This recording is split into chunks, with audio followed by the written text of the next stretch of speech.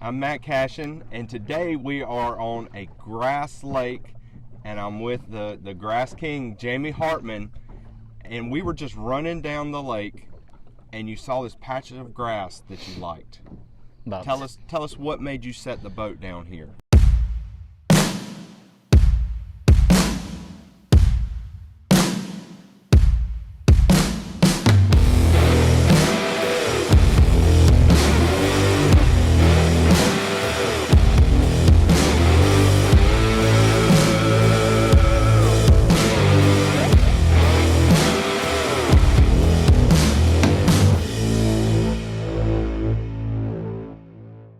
It's about 10, 11 feet of water. Everything we've looked at so far, the grass hasn't been up high enough. Seems like the spring has pushed things back a little bit. The grass is growing kind of weird, so as I was humming down the lake, I could see all them light patches and dark patches. So it looked like the grass had grown up. So when we spun back around, dropped trolling motor, you could see those real high spots. So when you don't have a lot of grass scattered out through, if you got a lot of thicker patches, it can hold a bunch of fish. So there's only a couple different ways you can go about catching them. One of my main ways to catch them is probably punching it. Awesome. So you take a 1 ounce weight, 1 1/4, depending on how windy it is, and you just start working the thickest patches that you can find. And it's a pretty cool bite when you get them going.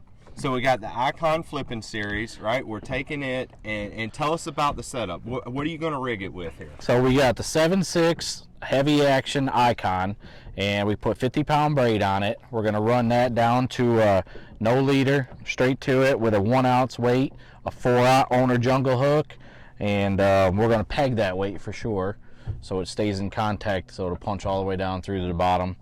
And we're going to bust out this heavy artillery here. I mean, this is pretty exciting. So, I mean, you know, those fish will hold to those different patches, but you're going to kind of pop around. Yeah, I'm going to go from thick patch to thick patch to thick patch. I'm not going to waste much time in between. Absolutely. It's very efficient form of fishing. When the sun's out like this, they'll get right in the thickest part of it. So you want the sun out? I want the sun out, without a doubt. Well, you can visually see it. You know, oh, man. It's very hard to fish this kind of stuff when it's cloudy or rainy. Absolutely. So, will you show us how you're rigging it? Yeah, well, first step, 50-pound braid. I'm going to take and put a bobber stop on it. Slide that onto the line. Okay, very simple to do that. Slide that up. Take your 1 ounce weight. And then take your big hook. I use a straight shank hook for this application. I definitely get a lot better hookup ratio with it.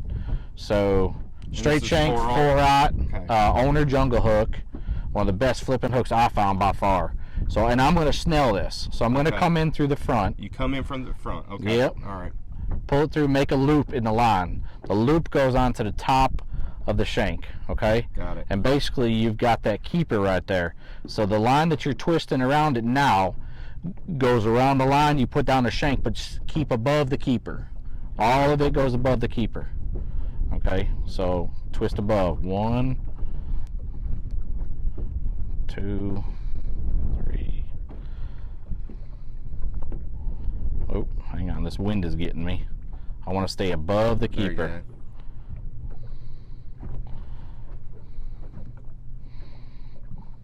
How many wraps will you make?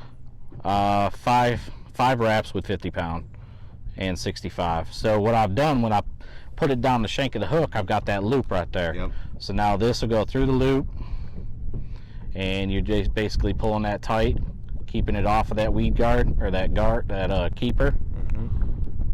And that's how you do it. You pull it and you pull it tight, snip off the edge, and you're ready to go. Just like that.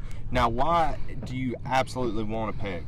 Because when it punches that grass, when you're flipping out, this is deep grass, this is 10, 11 foot, you absolutely want that weight to stay with the bait so it punches down through in a straight manner. You want it to fall straight. Everything goes straight. It gets a reaction bite, so it'll fall quicker.